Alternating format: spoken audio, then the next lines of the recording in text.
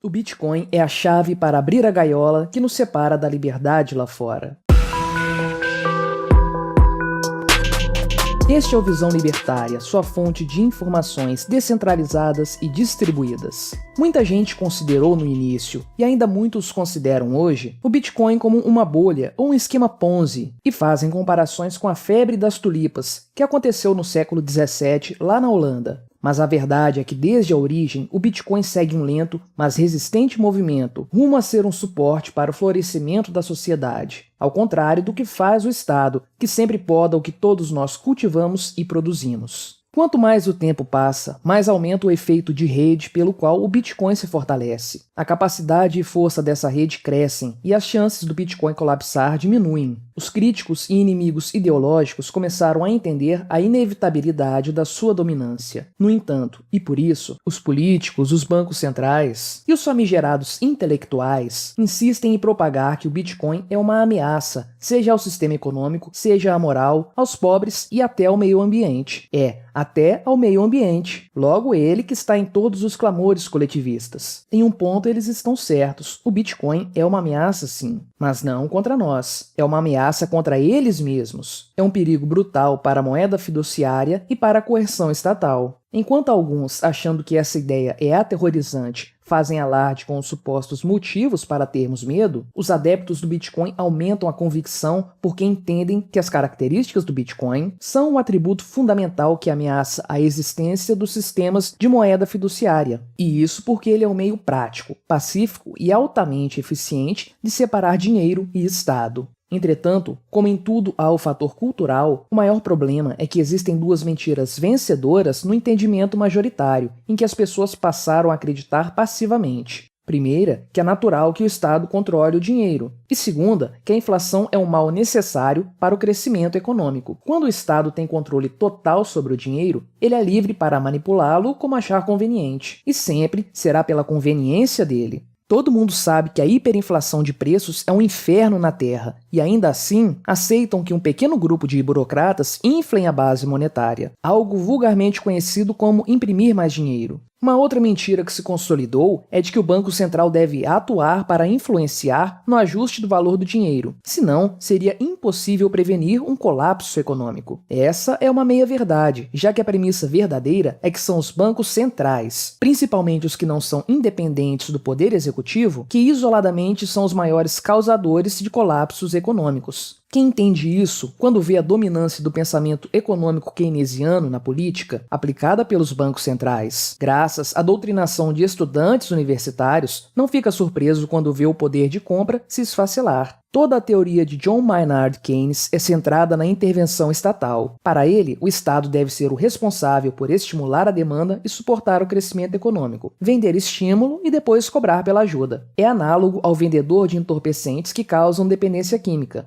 Em contraponto a essa teoria, uma moeda deflacionária que vai ganhando valor por conta do aumento da raridade relativa ao desenvolvimento econômico mundial é danosa à economia. A economia estatal, de que o Estado não quer abrir mão de controlar. Afinal, uma moeda que leve as pessoas a aprender a manter baixa preferência temporal, acumulando um meio de troca que não é controlado por governo algum, vai contra o consumismo de curto prazo, imediatista, por banalidades nas vitrines. É como se o então viciado em drogas descobrisse um meio de se satisfazer sem ter que consumir mais do que vai precisar futuramente. Ele deixa de ser dose dependente. Em vez de precisar de mais, vai conseguir usar cada vez menos, exatamente porque essa nova substância, digamos, não é mais uma droga. Quem transforma o dinheiro em lixo são as políticas monetárias dos governos. Para os keynesianos, expandir a base monetária e gerar o consequente aumento de preços é necessário para motivar o consumo imediatista, a alta preferência temporal. A inflação fomenta um ambiente de servidão financeira dos cidadãos, porque todos são submetidos a uma silenciosa corrosão do poder de compra. Assim, fica muito mais difícil se planejar para o futuro. O Bitcoin finalmente nos oferece uma oportunidade de sair desse curral que só favorece quem controla e influencia os fundamentos do dinheiro, com regras monetárias imunes a vontades políticas. E graças a uma estrutura descentralizada de verificações contra fraudes, o consenso é muito mais fortalecido. Assim, não há possibilidade de as regras se alterarem arbitrariamente segundo os interesses de burocratas preocupados em se manter no cargo. Isso dá a quem guarda Bitcoin de modo privado a capacidade de se esquivar de impedimentos e proibições. E o que aumenta essa ainda incipiente habilidade é o nível de adesão. É por isso que os governos criticam tanto, porque o Estado deixa de ter o poder de manipular a emissão, a circulação e o acúmulo do dinheiro quando se trata de Bitcoin. Uma das características mais importantes do dinheiro é sua portabilidade pelo espaço e através do tempo. Mas se não houver também fundamentos bons, principalmente regras de funcionamento, de proteção contra a censura, à concentração do controle, ao gasto duplo, tudo para conservar a relação alta entre estoque e fluxo, o seu valor, que é fruto da combinação de raridade relativa com demanda, iria se perder, assim como foi com todas as moedas fiat. Elas são convenientes para transferir valores pelo espaço, porque o Estado é o maior interessado em que seja fácil de usar, mas elas são péssimas para transferir valor através do tempo, devido à multiplicação de unidades de dinheiro ser maior que o aumento da produtividade da economia. Por outro lado, o ouro é de difícil portabilidade quando a intenção é mover grandes quantias, ou por distâncias muito grandes. Mas, graças à alta relação entre o quanto existe e o quanto é encontrado anualmente, ele foi melhor para carregar valor através do tempo. A única moeda que ganhou a maior adesão global dentre os vários projetos atuais que tem a capacidade de resolver essas coisas imprescindíveis para o dinheiro ser realmente forte é o Bitcoin.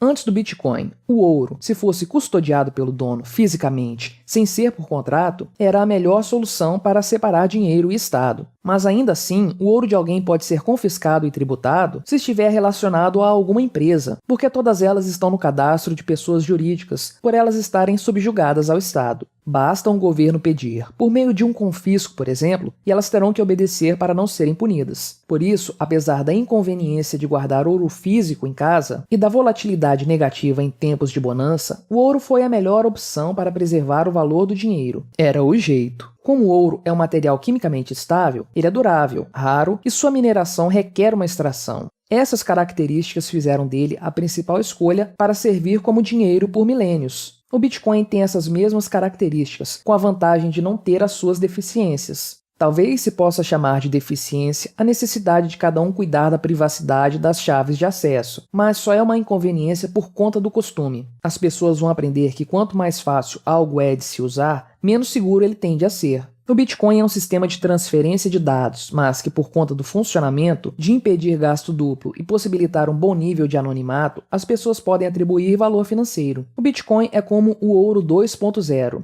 Ele é facilmente divisível, é verdadeiramente escasso, mesmo sendo digital, resistente à censura. Nenhum juiz pode mandar confiscar os seus fundos se estiverem em carteira privada, e não depende da autorização de ninguém para ser transacionado. A única vantagem do ouro sobre o Bitcoin é a tradição. O ouro, seja físico ou via contratos, tem sido negociado há milhares de anos, e não dá sinais de que vai sumir tão cedo. Mas por todo o resto, o Bitcoin é superior. Enquanto o Estado mantiver o monopólio jurídico, ele pode entrar na sua casa, no cofre de um banco, confiscar os seus pertences e até mesmo sequestrar pessoas. A maior força do Bitcoin vem da independência dele ao humor estatal. Enquanto a sua conta bancária puder ser bloqueada e sua casa expropriada, os seus bitcoins continuarão acessíveis, desde que você não perca nem exponha as chaves privadas. A vida da imensa maioria ainda está atrelada ao sistema fiduciário, mas todos os que já entenderam o que é dinheiro e aprenderam sobre o Bitcoin já podem começar a mudar a proporção do patrimônio relacionado à moeda fiat, para diminuir a porção que pode sofrer interferência do Leviatã. E a cada estatice estatal, como o primeiro bloqueio de uma chave Pix para coibir o apoio financeiro a uma manifestação de rua, ocorrido em agosto de 2021. Aos poucos, as pessoas vão começar a descobrir que usar o Bitcoin vai blindar as interações contra a censura. E com o aumento mundial da adoção, a volatilidade diminui. Aí, melhora ainda mais o potencial para preservar o poder de compra.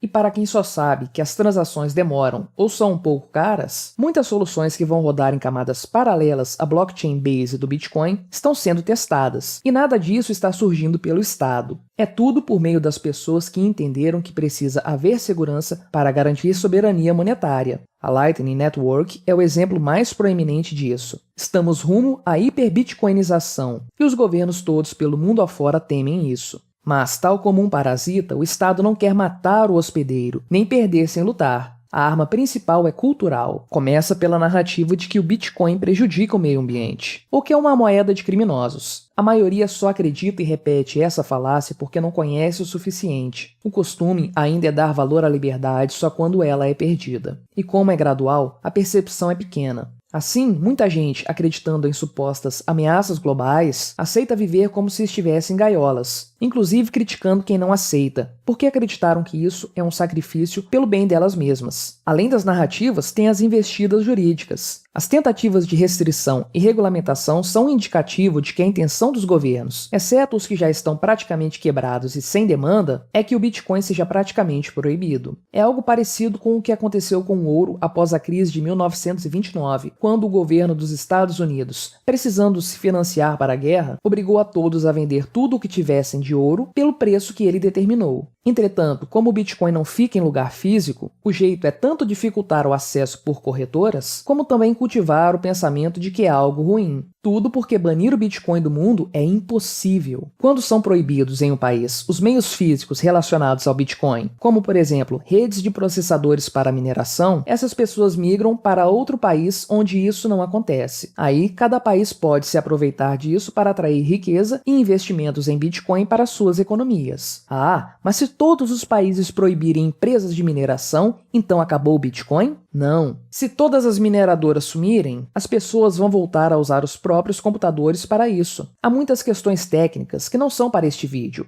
O que importa é que não tem mais volta. Aprenda a importância de fazer parte desse capítulo da história e aproveite o fato de ser um dos primeiros para usar esse advento a seu favor. Independentemente de sua visão de mundo e da ideologia que tenham, as pessoas do começo do século XXI estão fazendo parte da história em que surgiu o maior sistema contra a tirania estatal. O Bitcoin vai finalmente promover a soberania da privacidade monetária e, por conta disso, a esperança de bilhões de pessoas. Obrigado por sua audiência. Este artigo foi escrito por Prefeito Nacional, revisado por Stanley Calderelli e narrado por mim, Quintessência. Se você gostou deste vídeo, clique no ícone de curtir abaixo e compartilhe o vídeo em suas redes sociais. Se você deseja ser notificado de outros vídeos, clique em se inscrever e depois no ícone da campainha. Até a próxima!